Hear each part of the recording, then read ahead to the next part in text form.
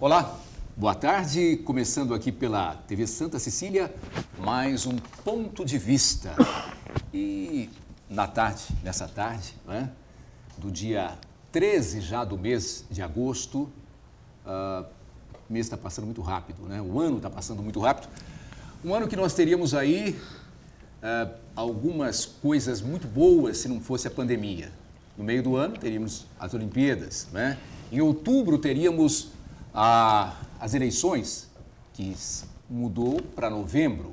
Mas é um ano que nós vamos, né, dentro da humildade, dentro do recolhimento de cada um, aprender muita coisa. Principalmente a solidariedade e de poder, né, aprender com as coisas tristes, difíceis, algumas coisas que passam despercebidas. Quer dizer, valorizar mais os bons momentos da vida.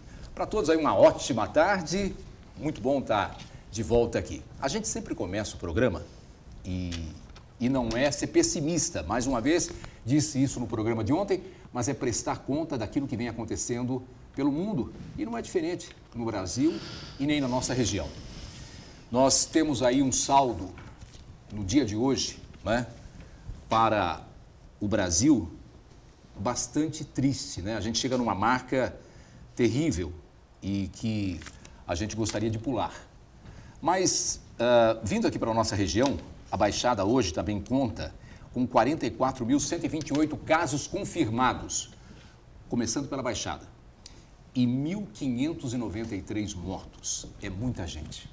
Mesmo que tenha isso caído, as pessoas tomando os cuidados devidos, nem todo mundo toma o cuidado que deveria tomar, mas a grande maioria, graças a Deus, usando máscara, tomando aí o distanciamento social, tendo essa preocupação, não só consigo, mas também com o outro, né? Porque você, quando usa máscara, quando você tem aí esse cuidado, você está cuidando da sua saúde e da saúde do seu próximo. Então, 1.593 mortos não é pouca coisa. 44.128 casos confirmados. Nós temos no estado de São Paulo um número muito maior, né? A coisa vai crescendo. 25.869 pessoas morreram pelo coronavírus, pelo Covid-19. 655.181 casos confirmados. E se a gente for para o mundo, com 188 países, né, que passam por essa pandemia, ninguém escapa disso, nós temos um saldo hoje de 745.229 mortos e mais de 20 milhões de infectados, né?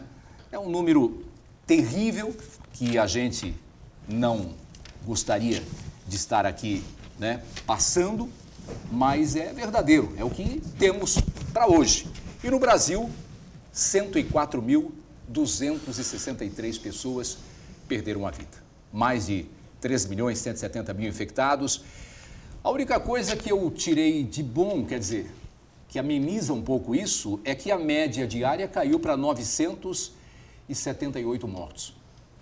Para comemorar? Não é para comemorar, mas a gente estava batendo aí em 1.050, 1.030, e quando a gente baixa um pouco aí para 978, dá um alívio, uma esperança. E que vem aí a vacina chinesa, a de Oxford, a dos Estados Unidos, da Grã-Bretanha, de onde for, né? Do Reino Unido, né? Melhor dizendo, do Reino Unido, ou até a russa, que vem a vacina e que dê um jeito de acabar com essa pandemia no mundo.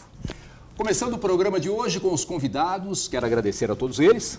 Ao meu lado aqui, Rafael Quaresma, coordenador do Procon em Santos. Que prazer tê-lo aqui, Rafael. Prazer é todo meu, Altair. Muito obrigado pelo convite aqui, cumprimentar os meus colegas de bancada e uma saudação especial ao nosso telespectador do Ponto de Vista. Flávio Prado, presidente do Sindifisco. Prazer tê-lo aqui, Flávio. O prazer é meu, Altair, estar aqui discutindo com todos vocês aqui e explicando nossas posições aqui para todo mundo que está nos assistindo. Obrigado. E todos os dias, meu companheiro, jornalista Marcos Santana. Bom dia, Marcos. Boa tarde a todos, tudo bem na medida do possível, diante desses números que você apresentou agora, Altair. Eu quero cumprimentar você que nos acompanha ao vivo, convidar você a participar também do programa, mandando sua pergunta, crítica, sugestão pelo Facebook, pontodevista.baixada ou então por e-mail, contato@pontodevista.tv.br. O programa pode ser acompanhado ao vivo pela internet, santaportal.com.br/tv. As edições anteriores do Ponto de Vista ficam disponíveis na internet, no nosso canal no YouTube e na nossa página no Facebook. E vocês acompanham a reprise às 20 horas. Uma boa noite. Olha, teve um momento aqui que eu quase me perdi nos números, viu, Marco? É muito número, né? Flávio, te assusta isso? Ah, sim, não. É Muito, uma coisa né? muito assustadora. A gente não sabe... A gente sabe que todo mundo está sujeito a pegar, né? Muitas pessoas já pegaram, muitas se recuperaram, mas a gente sempre fica com essa dúvida, nossa, será que é algum parente meu ou eu mesmo, alguém da nossa casa? E a gente sabe que cada número desse era uma pessoa com família, com amigos. Não é só um número, né? Não é só um número de jeito nenhum. É uma história, é uma vida, né? É uma família, é complicado isso, né? O Rafael, hoje eu vi uma notícia, né, que me deixou assim um tanto quanto preocupado, até porque as notícias no Brasil, elas vêm, né, de uma forma muito rápida e não tem as explicações devidas. E essa notícia, principalmente, eu acho que o Ministério da Saúde, o governo federal devia, sabe, acabar com a dúvida do povo. Teve uma notícia hoje de que o frango congelado, a China recebeu do Brasil frango congelado com coronavírus, com o vírus, né?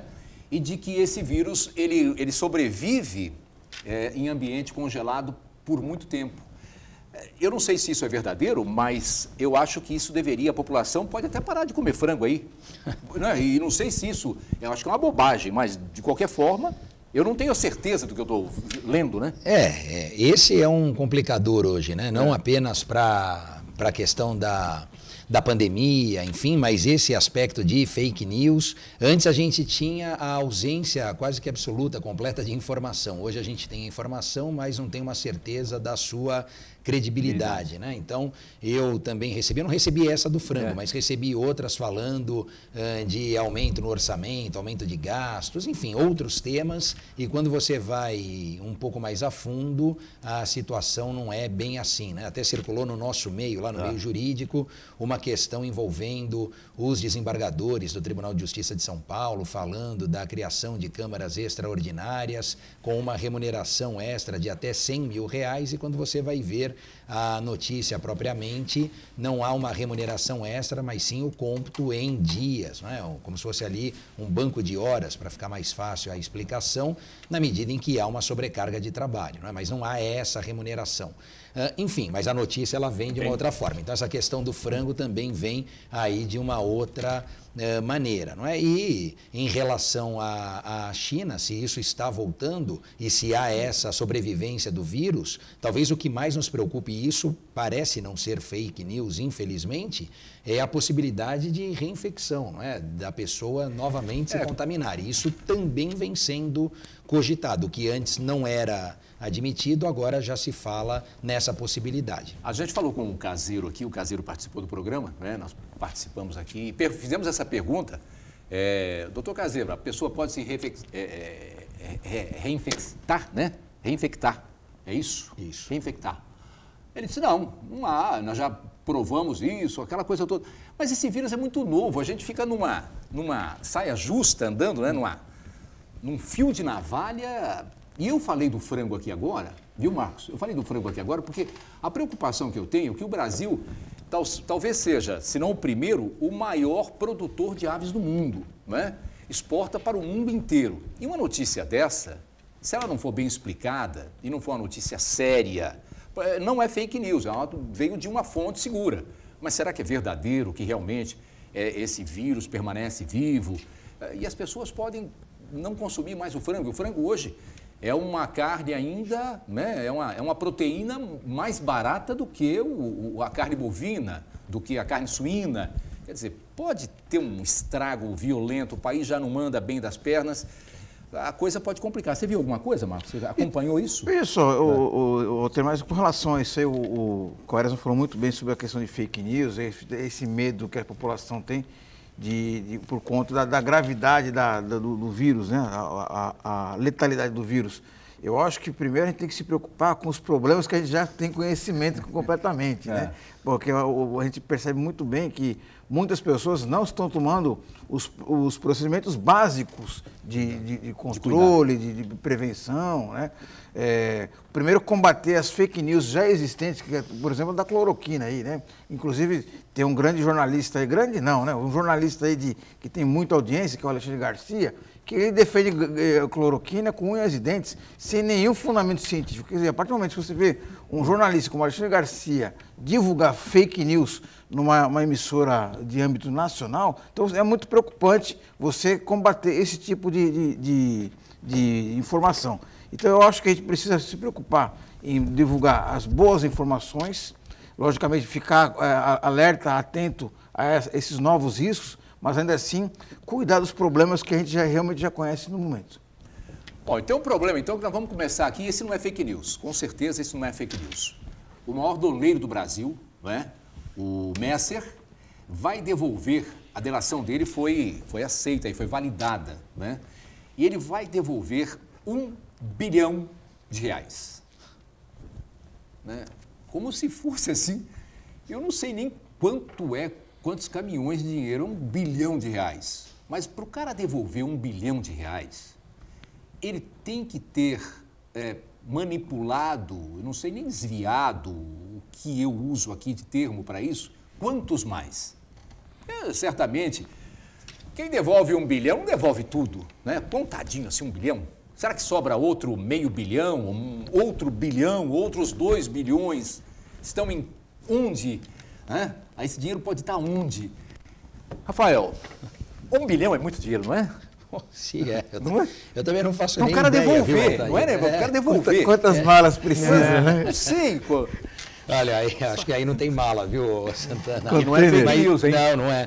Mas é engraçado isso, Altair. Você tocou num ponto interessante, porque quando começou, né, na Lava Jato, lá em 2014, que, na verdade, mais popularizou essa ideia da delação premiada, ou colaboração ali, enfim, essa possibilidade.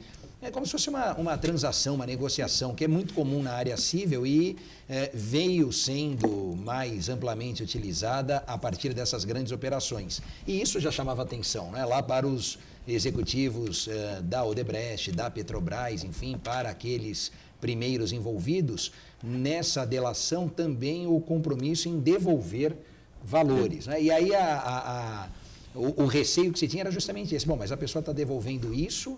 E será que isso corresponde ao montante total? Não é? Porque nesses casos, desses crimes, que são, na minha concepção, mais nocivos até do que crimes que empregam violência, grave ameaça, não? Porque esse crime, embora pareça não ser violento, ele é de um estrago na população absurdo, não é?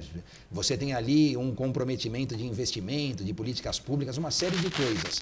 E talvez a melhor resposta, não que não seja a pena privativa de liberdade, né? De alguma forma tentar punir essa pessoa, mas talvez a melhor punição, ou que pelo menos satisfizesse a população de um modo geral, seria mesmo levar à ruína financeira essas pessoas. Então, as pessoas que ficariam privadas de tudo aquilo que amealharam, não por força do seu suor, do seu trabalho, mas em razão dessa maneira com que enriqueceram. Então, né, isso se faz muito no crime organizado. Ali, às vezes você até posterga uma prisão, demora ali numa situação para ir minando o crime organizado, né? Então, faz uma apreensão de arma, faz uma apreensão de droga. Quanto isso repercute financeiramente na estrutura do crime organizado, para depois prender. Sim. Então, nesse caso, não estou pregando aqui a ausência de prisão, não é isso, mas essa forma de dificultar financeiramente os envolvidos, e aí, portanto, tendo uma certeza, uma maior segurança de que os valores devolvidos correspondem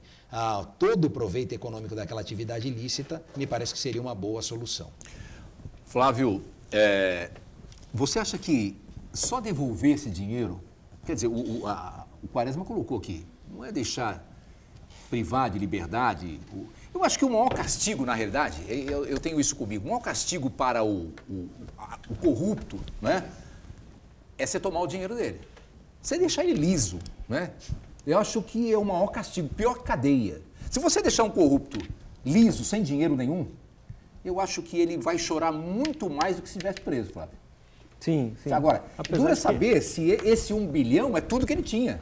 Né? Não, exatamente, eu acho, mas eu acredito que nesse caso concreto, claro, também só sei os detalhes da mídia, né, o que foi colocado em nota pública, mas o que parece é que assim, a ideia é que ele não só entregue o dinheiro, ele entregue todas as pessoas que usaram com os serviços dele de doleiro, o que é muito positivo. Inclusive,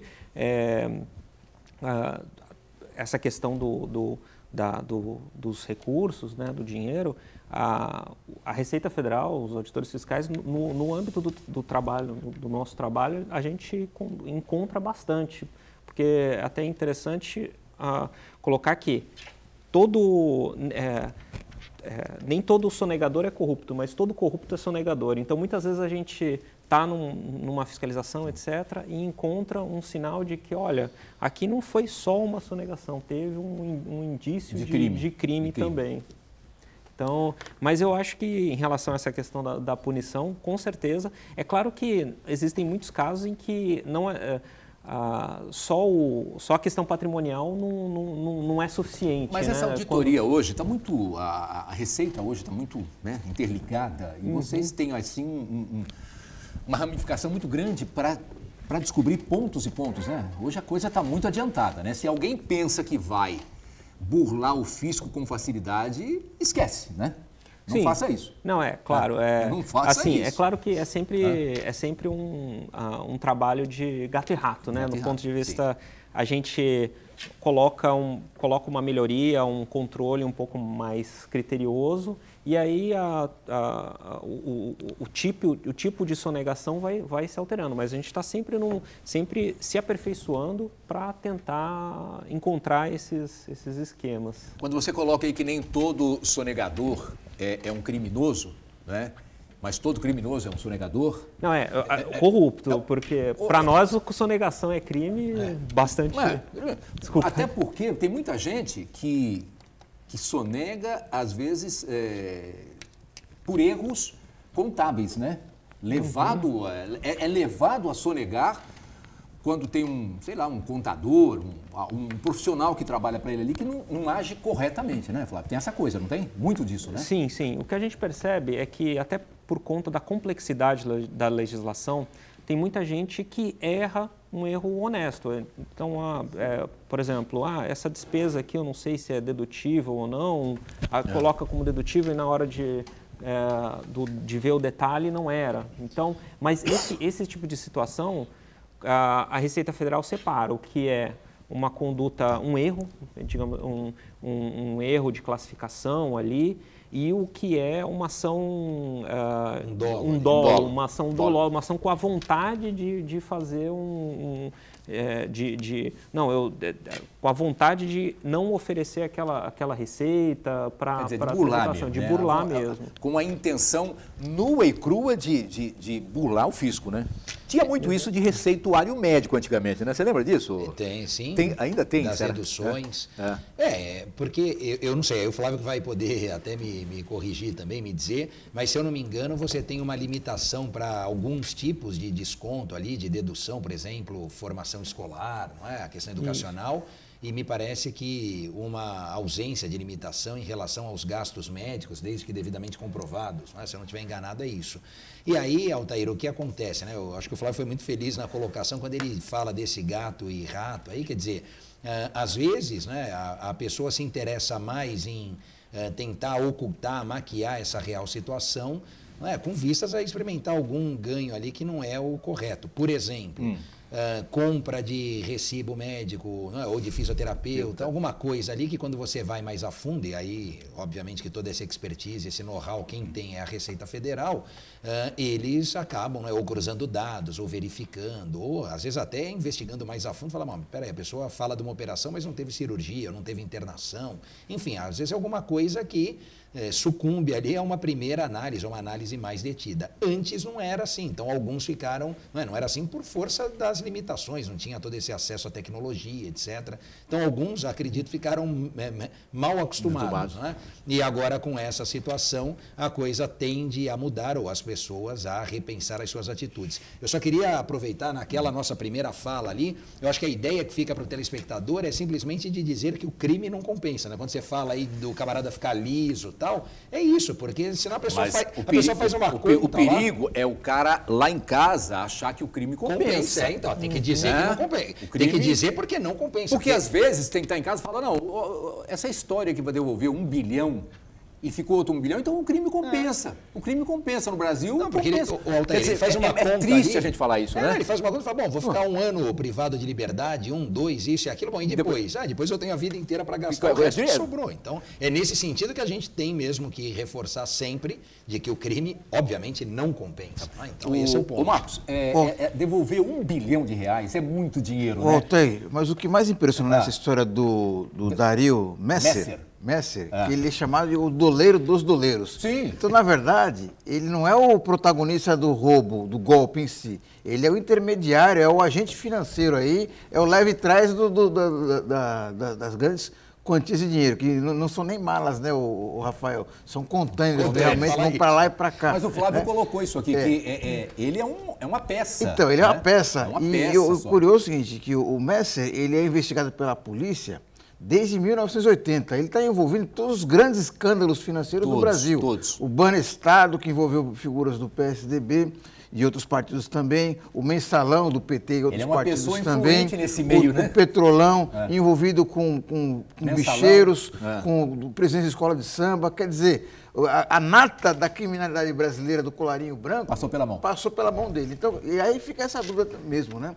Se ele conseguiu amealhar 1 bilhão de reais, quantos valores não foram envolvidos nessas operações fraudulentas, criminosas por aí, né? Não é bem amealhar, esse é o dinheiro que ele vai devolver. Ele vai devolver. Além disso, outra dúvida é a seguinte. Quanto ele amealhou? Outra dúvida é a seguinte, será que as autoridades estimam que esse 1 bilhão representa 99% do patrimônio dele, mas será que ele não tem outras coisas em paraísos fiscais, ouro, diamantes e por aí vai, outras formas de reunir riqueza? Fica essa dúvida também, né, Altair? Ô Flávio, quando você coloca aí que ele é uma peça, né, e as outras peças estão interligadas aí, ele é o doleiro dos doleiros, quer dizer, o maior doleiro do Brasil, um dos maiores atravessadores aí da coisa pública no mundo. A Receita tem aí, quando faz uma delação dessa, a certeza de que vai pegar algumas outras pessoas, né? Sim. Amarra bem, né? Amarra bem. Não, então, a ideia, tanto nesse caso dele, a Receita não participa dos acordos de colaboração. Ela não tem participação nisso? Não, ela não tem participação direta. Hoje, quem tem essa competência é o Ministério Público Federal, em alguns casos a Polícia Federal. Mas a Receita geralmente recebe essas informações. A última palavra é do Ministério Público Federal? No campo criminal, hoje, sim. É claro, a última palavra mesmo é do Judiciário, que vai falar se esse acordo está adequado ou não, né? Parece que já foi homologado pela Justiça, né? Mas quem faz essa negociação... no Judiciário é o Ministério Público Federal? Isso, é o Ministério Público Federal. Essa peça é feita por eles? Isso. Essas informações, é claro que elas vão chegar e vão ser conferidas, né? Porque não adianta ele falar um monte de coisa de que aconteceu, olha, fulano fez isso, fulano fez aquilo, e não entregar provas, algum tipo de elemento de prova que justifique aquelas afirmações dele. Vamos ver se ele vai... Espero que ele traga mais elementos para trazer todos os personagens aí desses anos de operação, né? Que é a única forma dele experimentar algum benefício, né? Por força da colaboração, porque do contrário não há ganho algum, né? Então, redução de pena, alguma outra mudança ali acaba não ocorrendo. Bom, o fato é que na República Federativa do Brasil, o maior doleiro, o doleiro dos doleiros, devolve 1 bilhão de reais. E a gente fica aí no imaginário do povo, quanto é que sobra para ele gastar depois, né? Isso é triste. Vamos fazer um intervalo e na volta a gente continua aqui com os convidados de hoje, Flávio Prado, que é presidente do Sindifisco, e o Rafael Quaresma, coordenador do Procon de Santos. Volto já. De volta com um ponto de vista aqui pela Santa Cecília TV. E comigo hoje o Rafael Quaresma, coordenador do Procon de Santos, e o Flávio Prado, vice-presidente do Sindifisco. Flávio, eu queria falar um pouquinho do Sindifisco aqui, do seu sindicato. Hoje a coisa está muito bem formada, né? E os auditores têm aí um trabalho de excelência, mas eu gostaria de ouvir de você como é que estão as coisas hoje. Na região, principalmente em Santos. Então, em Santos, é um trabalho que eu gosto de divulgar, porque eu acho que é um trabalho muito relevante. Aqui em Santos, assim, é claro, o principal ponto de contato com a sociedade aqui da Baixada Santista é a questão do porto, a questão da alfândega. Porque todo o comércio exterior, que aqui o Porto de Santos corresponde a aproximadamente 30% do comércio exterior do Brasil inteiro, toda essa parte de comércio exterior é intermediada pela Receita Federal, pelo trabalho dos auditores fiscais, cujo trabalho principal é verificar se essas mercadorias que estão entrando, saindo, estão seguindo as exigências legais. Não só de pagamento de tributo, mas para saber, olha, essa mercadoria pode estar entrando no Brasil, será que não está entrando drogas, armas? E aqui em Santos está sendo feito um trabalho de excelência, inclusive no combate à utilização do comércio exterior servindo para o tráfico de drogas. Ano passado já foram mais de 50 toneladas de cocaína que foram apreendidas aqui no Porto pelo trabalho da Receita Federal, que é aquela coisa, muitas vezes o dono do container nem sabe, aquilo lá foi alguém que pegou e colocou ali dentro do container para ir para a Europa ou para ir para outro país, mas a gente sabe que a cada tonelada que você tira, que é apreendida, é um valor muito grande que o tráfico deixa de arrecadar. Aquele scanner que foi... que é usado,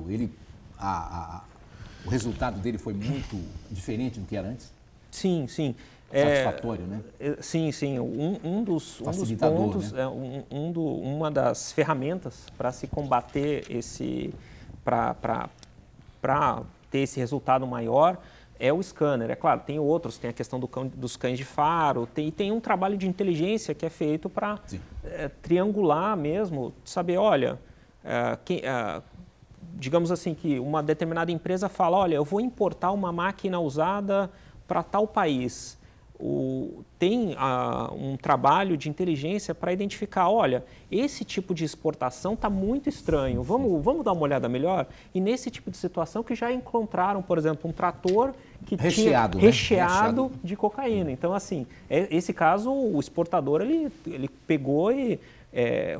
a exportação foi para servir de carga para a droga. Mas você colocou aí também que tem muito exportador que usa um container desse exportador e ele não tem nada... Mas isso deve dar um trabalho, deve dar uma dor de cabeça, né? Para essas pessoas, danada, né? Sim, porque tem uma investigação, lógico, mesmo. Sim, sim. Até para chegar à inocência dele, dá uma... Quer dizer, complica a vida de todo mundo, né? Sim, sim. Inclusive, tanto de todas as pessoas que trabalham ali nessa cadeia do porto, tem um problema, tanto para o operador do terminal, que vai ter que explicar como é que aquilo entrou lá. Então, é uma coisa muito complicada mesmo. Mas é um trabalho que eu acho que é muito relevante para a sociedade aqui. Tem uma série de TV que eu costumo ver, de aeroportos, não é? E que acho que mostra bastante o trabalho que é feito no Porto de Santos. Aeroporto Miami, aeroporto Bogotá, e a gente vê o trabalho dos cães, que eu não sabia que usava cães aqui, para mim é uma novidade. O scanner, né? E esse trabalho de inteligência, quer dizer, muito legal isso. Agora, o ano passado foi um recorde de apreensão, né? Foi. É claro que assim... Cada ano vai tá aumentando. Cada ano, né? Vai aumentando. Para o tráfico, inclusive, não tem lockdown, não tem quarentena. Então, mesmo durante a quarentena, o pessoal continuou trabalhando, continuou aprendendo. Já se tornou uma coisa tão rotineira que acho que toda semana teve apreensão, praticamente. Semana passada teve, eu não lembro se foi 300 quilos, alguma coisa assim. Quando a gente fala... É aquela coisa assim que até dessensibiliza um pouco, porque 300 quilos de cocaína, assim, para ter uma ideia, cada quilo no mercado europeu vale cerca de 30 mil dólares. É muito então dinheiro. é muito dinheiro que está deixando de entrar para o tráfico. Olha, se para o auditor aqui, o Flávio Prado, não tem pandemia, né? Quando se quer cometer crimes aí, né, todo tipo de crime, com importação de armas, de drogas. No comércio, a pandemia melhorou, diminuiu ou aumentou, meu querido coordenador? Olha, Altair, a gente tem aqui para tudo que é gosto, viu? Porque algumas situações, elas deixaram de acontecer em razão dessa mudança que se verifica em toda a sociedade, não é? E outras reclamações que não eram tão comuns, tão frequentes, elas passaram a acontecer com uma maior incidência. Então, por exemplo, a questão envolvendo o comércio eletrônico. Não é? O comércio eletrônico ele já vem aumentando, né? O Flávio falou aqui do aumento da apreensão de drogas ano a ano. O número de transações, a gente mensura isso pela Black Friday, né? Mas esse ano, a partir de março, muitos segmentos tiveram uma retração, não é? Uma desaceleração ali, e o comércio eletrônico acabou antecipando aquilo que eles imaginavam para o final do ano, para Black Friday. E, consequentemente, né, como uma consequência disso também, nós tivemos um aumento de reclamações envolvendo o comércio eletrônico. Tradicionalmente, no nosso ranking online, que pode ser consultado a qualquer momento pelos telespectadores que são consumidores, você tem ali as operadoras de telefonia, os bancos, enfim, os grandes do mercado de consumo. Agora, entre os 3 primeiros, aparece uma grande do comércio eletrônico por conta do número exponencial de transações que acabou também acontecendo, aumentando, né? Então, é nesse sentido que a gente vem sentindo essa alteração. E uma outra aqui, só para pontuar também o nosso telespectador, e essa nos chamou a atenção, foi o aumento do registro de reclamações por força de telemarketing, né? Então, tem um bloqueio... que aumentou, né? Que aumentou o número de reclamações de consumidor, porque muito provavelmente aquelas ligações que eram feitas para o número fixo, lá, enfim, que talvez não tivesse ninguém em casa... O telemarketing, né? O delivery aumentaram sensivelmente, muito, né? Exato. Mas nesse caso, me chamou a atenção por causa disso, né? Porque eu falei, bom, tem o bloqueio de telemarketing, é só o consumidor cadastrar lá o seu telefone fixo, móvel, enfim, e ele não pode receber esse tipo de ligação. Muitos, eu acho que não cadastravam porque também não atendiam mais o telefone fixo, né? Então, durante o dia estavam todos fora, aquela coisa toda. E agora estão todos dentro, né? Estão todos em casa. Então, essas ligações têm sido completadas e, portanto, molestado o consumidor. E aí, esse registro nos chamou a atenção, a Fundação Procon divulgou, houve um aumento de mais de 85% no número dessas reclamações. Então, são alguns efeitos, alguns fenômenos da pandemia que também refletem para o consumidor. Quando o Rafael falou em telefone fixo aqui, eu levei até um susto, né? Pô, hoje acabou esse negócio, né? Difícil. Eu vou preencher cadastro e pede lá telefone fixo. Eu não tenho, deixa em branco. Eu também não tenho mais telefone fixo, porque lá em casa não fica ninguém às vezes, né? Não tem ninguém para atender lá. Tá na rua, tá com a filha, tá com a esposa, todo mundo. Fica difícil. Santana, você queria fazer uma intervenção aqui para qual dos dois assuntos? Isso, vamos aproveitar a participação do Flávio Ou Prado. Os dois. Talvez, acho que até a resposta dele vai prolongar o próximo bloco, mas eu gostaria de já apresentar o assunto desde já. Que o ministro Paulo Guedes está defendendo, apresentando uma proposta de reforma tributária como se fosse a descoberta da pólvora, como se tivesse tido uma ideia genial que ninguém teve antes. E um dos itens que ele defende aí é o retorno da CPMF. Por mais que ele diga que não, que utilize metáforas e tal, ele na prática é a boa e velha CPMF. Eu gostaria que você analisasse, do ponto de vista do pessoal da Receita Federal, essa proposta dele, e parece também que os profissionais da Receita Federal tenham propostas para melhorar o sistema tributário brasileiro, que passa inclusive pela revisão da tabela do imposto de renda, que é um problema que aflige muitas pessoas, né? É sempre a mesma parcela de brasileiro que acaba sendo convocado para pagar os tributos, né? Então, eu gostaria que você falasse um pouquinho analisasse essa proposta do Paulo Guedes, que ele diz que é uma reforma tributária, e quais as propostas do Sindifisco para essa matéria. Então, Santana, vamos lá. Esse assunto, reforma tributária, já está em voga há anos, décadas, né? Porque o que acontece? A gente sabe que o sistema tributário do Brasil é complexo E isso tem até a ver com uma questão que eu comentei, que muitas vezes essa complexidade gera erros. Então, não é o contribuinte ele quer fazer o correto, mas muitas vezes tem muitos detalhes a legislação e ele não consegue. Então, o que acontece? A gente percebe que precisa de um sistema tributário mais simples para poder competir como nação, para poder competir com produtos chineses, argentinos, de outros países. A gente precisa simplificar. A gente gasta muitas horas para preparar, calcular o quanto deve ser tributado. Só que, ao mesmo tempo, essa reforma tem que ter um aspecto de justiça fiscal, porque hoje o que acontece é o seguinte, a gente tem algumas pessoas, tanto pessoas físicas quanto empresas, que pagam muito e algumas pessoas que pagam muito pouco. Então, a gente tem um sistema muito injusto. Então, uma reforma que se leve a sério, ela teria que olhar os dois lados. Tem que olhar tanto tornar o sistema mais simples, quanto tornar o sistema mais justo, fazer com que todos paguem de forma mais ou menos igual. Por enquanto, a proposta do governo está tentando atacar só a questão da simplicidade, mesmo assim de uma forma muito tímida. E ele também coloca essa questão do imposto sobre transações como uma coisa nova, mas que com todo o respeito, não é uma coisa assim... É uma maquiagem. É uma maquiagem e para... a justificativa, eu até entendo que, assim, que coloca, olha, a folha de pagamento tem muitos tributos, então vamos criar um outro tributo para substituir ali. Tudo bem que a gente pode fazer melhorias na tributação da folha de pagamento para tornar ela menos mais simples e menos onerosa para o empregador.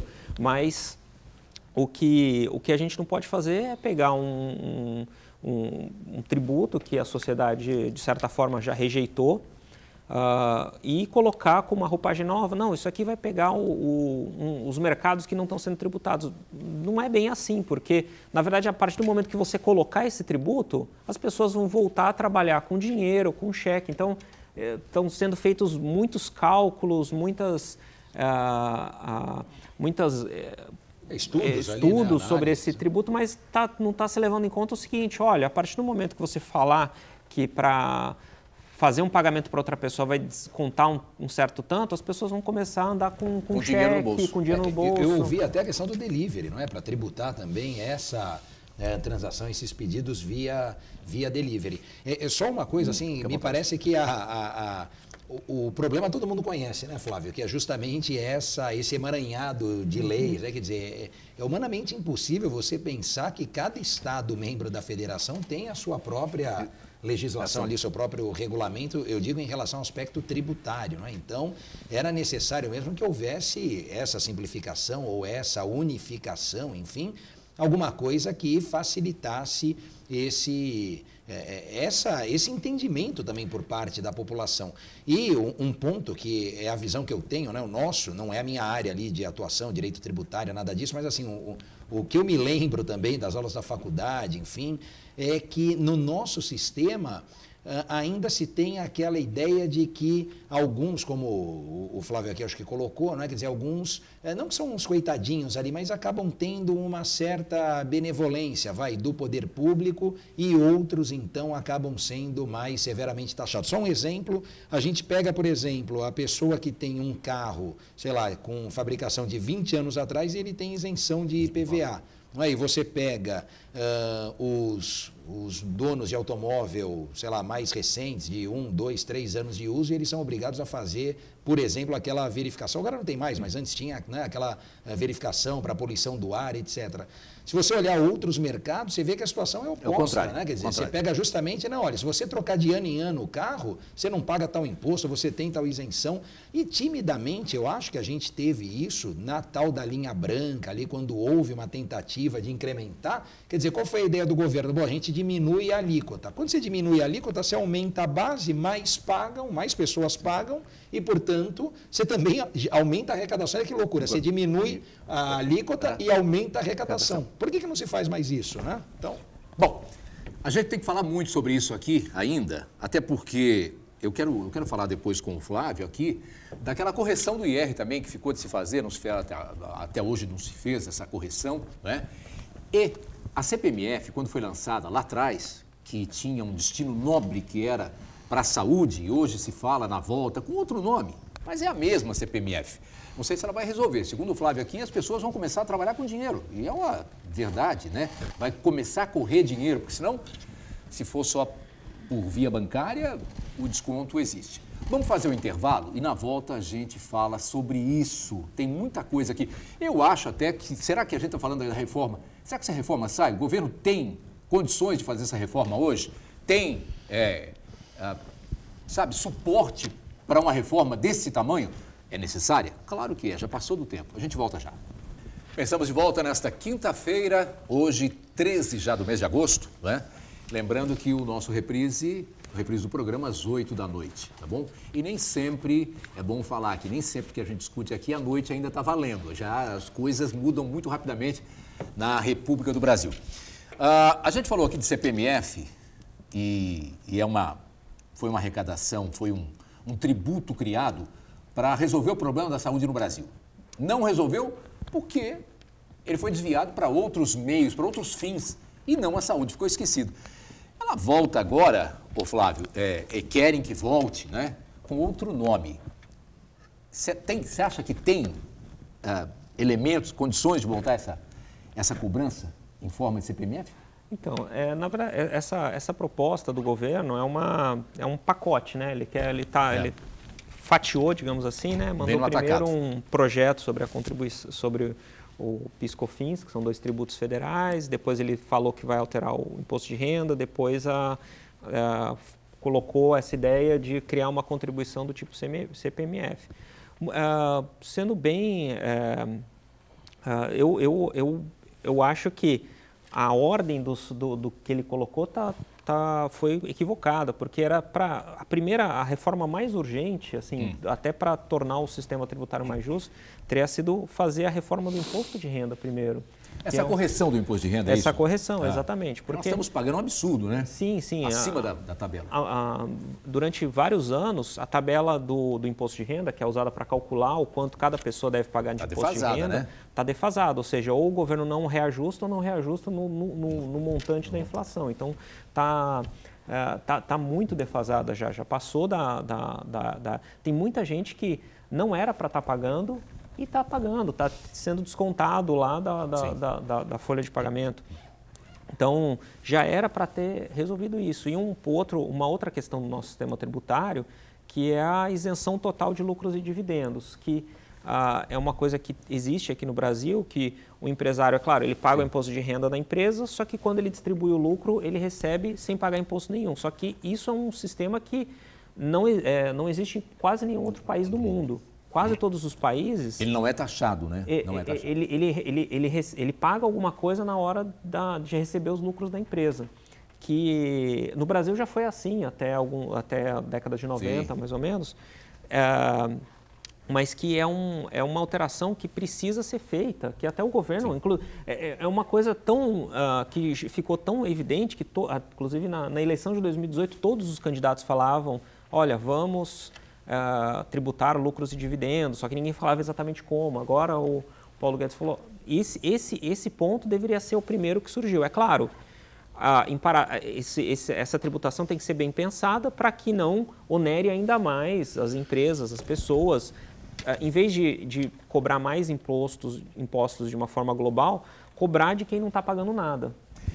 Só para deixar aqui, para quem está em casa às vezes, né, e não tem muita intimidade, eu também não tenho muita não, mas lucros e dividendos significa o quê? Você tem uma empresa, né, e aquele dinheiro da empresa, que está no caixa da empresa, quando é feito lucros e dividendos que vêm para você, né, essa é a coisa do lucros e dividendos, né? Ele é taxado ou não taxado, é isso? Isso mesmo, cara. Eu até agradeço a explicação, porque a gente, às vezes, a gente fala muito no... porque a gente não é muito no ramo também, não. No jargão técnico, né? Mas, assim, isso é uma coisa que faz com que quem é muito rico no Brasil pague muito menos impostos, proporcionalmente falando, do que quem é mais pobre. Então, na nossa avaliação do nosso sindicato, essa deveria ser a primeira alteração importante a ser feita. E depois, claro, acertar a questão da complexidade, tornar os tributos mais simples de cobrar. Tanto que essa demanda é tão urgente que no âmbito do Congresso já surgiram propostas de emenda constitucional para alterar a forma da cobrança dos impostos das empresas. Tem uma proposta que está na Câmara dos Deputados e uma proposta que está no Senado. Então, essas duas propostas têm características bem próximas ali de pegar vários tributos que são cobrados pela União, pelos estados e municípios e transformar num só. Quando se fala só no PIS e COFINS, o Simples já faz um trabalho desse tipo, né? O Simples já engloba algumas coisas, né? Sim, sim. Essas propostas, algumas envolvem o Simples, outras não. De forma geral, quem está no Simples pega e declara lá, olha, tive uma receita tanto aqui coloca lá no programa de cálculo, ele já calcula, olha, você vai pagar tanto de imposto de renda, tanto está aqui a guia para pagamento, ele não precisa pagar várias guias, ele paga uma guia só. Isso é um avanço brasileiro muito importante, que permitiu que o pequeno, microempresário não tivesse que lidar com essa burocracia. Agora, quando você sai do Simples, que a gente tem muitas empresas que não estão no Simples, aí a coisa fica mais complexo. Complexo e mais caro, né, Regi? Complexo e mais caro. Com certeza, né? Esse me parece que é mesmo o desafio, enfim, é o ponto aí que a gente precisa enfrentar. Você falou, Altair, dessa força, né? Acho que até é uma questão de força política também. Eu me lembro muito na eleição de 2002, então, logo no início ali, no primeiro mandato do governo Lula, que se cogitava das reformas e uma delas a tributária, né? Falava a reforma política, tudo, mas também a reforma tributária. E a bem da verdade é que essa reforma nunca veio, né? E esse ponto que o Flávio tocou, de que os mais ricos, né, os mais abastados, são os que mais têm que pagar. Eu me lembro de uma passagem, acho que do Fernando Henrique ainda, quando era senador, não é? E ele defendia a taxação lá dos impostos, né, do imposto sobre grandes fortunas. Tal. E você vê que isso, de uma hora para outra, simplesmente ficou ali esquecido, repousando em alguma gaveta do Congresso e não se fala mais nisso. E é alguma coisa que deveria ser mesmo pensada. A gente reclama aqui, por exemplo, de pagamento de ITCMD, lá do Imposto de Transmissão Causa Mortes, doação, enfim, a alíquota de 4%. Se você pegar na Europa, essa alíquota é 5, 6, 7 vezes mais, né? Porque a filosofia é outra.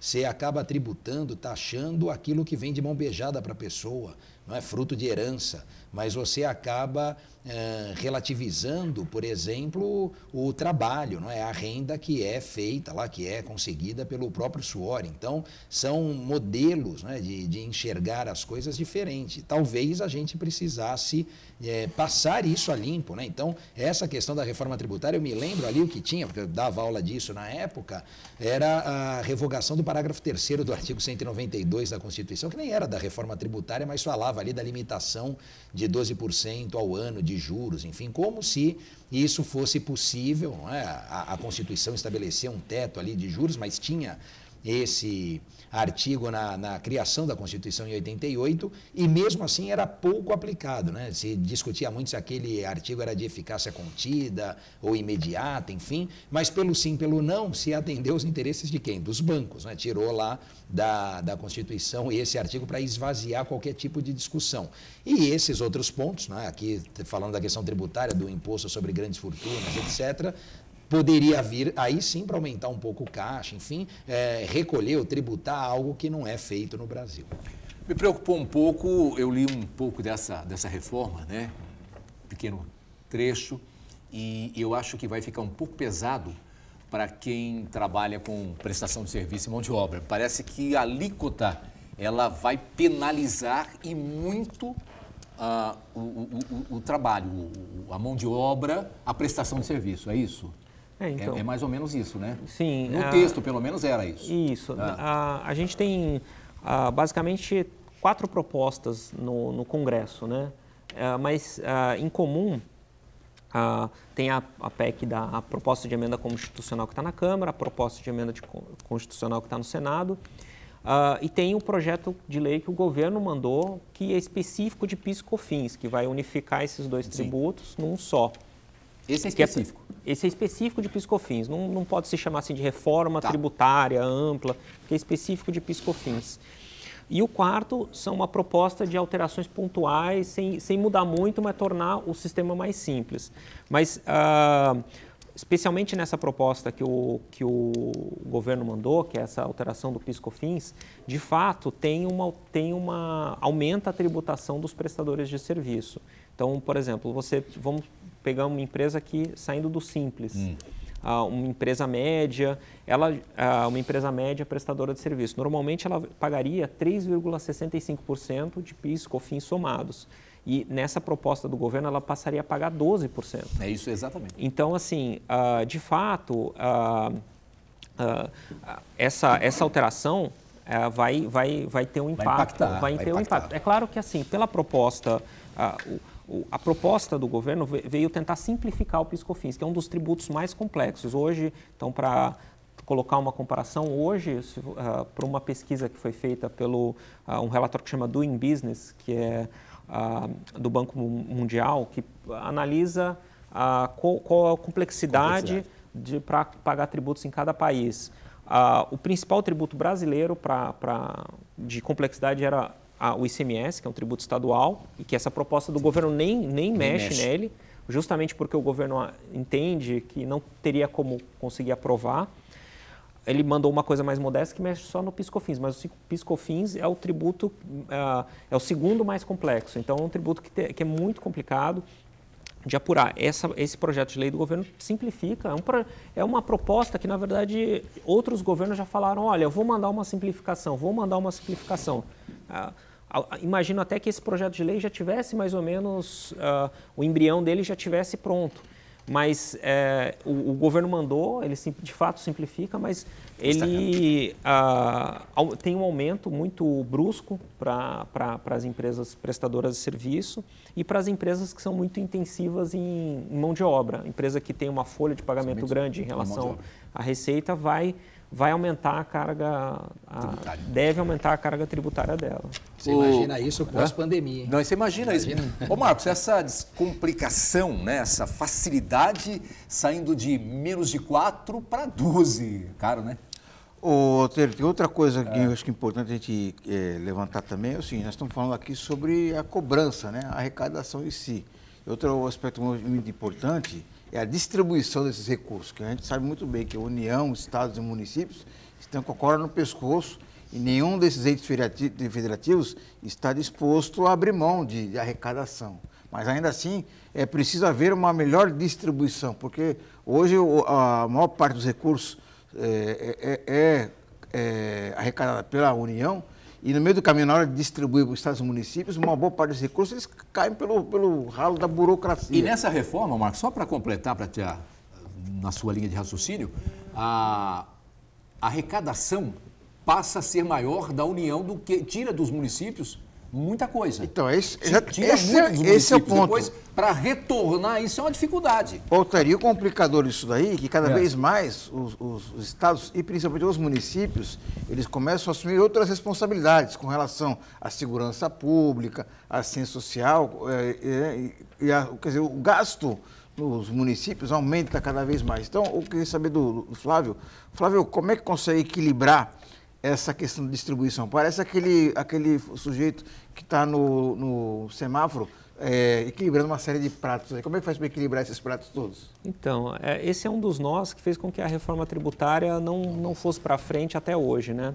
Porque o que acontece? A gente tem a reforma tributária que define basicamente quem vai pagar os impostos, ou seja, como os impostos vão financiar a União, os estados, os municípios, e quem exatamente vai pagar e se a União quanto que a União vai ficar desse valor do que o Estado, que os municípios. Então, só para colocar isso de forma mais concreta, Essas duas propostas que estão na Câmara e no Senado, a PEC 45 e a 110, elas alteram bastante a forma de recolhimento dos tributos estaduais e municipais. Então, aqui em Santos, por exemplo, um dos tributos mais relevantes é o ISS, que é o Imposto sobre Serviços, que é pago por muitas empresas do setor portuário. De acordo com essas duas propostas que estão na Câmara e no Senado, se for seguir ao pé da letra, é muito provável que o município de Santos tenha perdas. Não, porque passa a arrecadação não ser mais do município, né? A arrecadação passa a não ser mais do município. Então, é federal que depois retorna. E depois retorna. Só que... Tudo é retornar, né? Exatamente. Retornar como deveria. Não, e assim, o município deixa de ter, digamos assim, a autonomia para definir, olha, eu vou receber tanto, eu preciso aumentar a alíquota do ISS para tanto. O município deixa de ter essa autonomia. Deixa de ter essa autonomia. Isso é uma questão que, para muitos municípios, o ISS nem é tão relevante, principalmente para municípios pequenos. Então, eles estão aceitando essa proposta. Que vivem de repasses também, né? Mas municípios grandes e as capitais, o município de Santos, entre outros, estão sendo contrários a essas propostas porque vão perder recursos. E não é assim que não é um não querer perder, é não poder perder. É a diferença entre a gente ter uma prefeitura funcionando e uma prefeitura devendo para todo mundo quebrada. Ô, Rafael, imagina esse movimento todo no Porto de Santos, né? O ISS portuário, né, das empresas portuárias, sendo arrecadado pela União e depois o município pedindo, né, chapéu na mão. É um complicador, né? A gente teve agora recentemente a tributação em relação ao IPTU ali, né? Era uma discussão também de muito tempo. Mais ou menos. De muitos anos ali. Enfim, então se emplacou de um lado, mas se periga ali de outro. Veja, Altair, eu penso o seguinte, né? Nesse aspecto, a gente tem alguma coisa parecida em relação às outras verbas, né? Você pega ali verba para educação, para saúde, você vê, às vezes concentra tudo. Esse talvez seja um problema da federação, porque era importante descentralizar, separar. Então, hoje você tem alguma coisa que vai para a União para depois voltar para Estado e município, né? Saúde, difícil. Educação, e agora talvez na questão do ISS se faça esse processo da mesma maneira. Bom, a gente poderia ficar falando sobre isso aqui muito mais ainda, porque é muito mais complexo do que a gente possa imaginar. Quero agradecer ao Rafael Quaresma, coordenador do PROCON, ao Flávio Prado, vice-presidente do Sindifisco, e ao meu amigo Marcos Santana, jornalista de todos os dias aqui, meu companheiro. Muito obrigado, não há tempo para mais nada. Até amanhã, gente. Muito obrigado.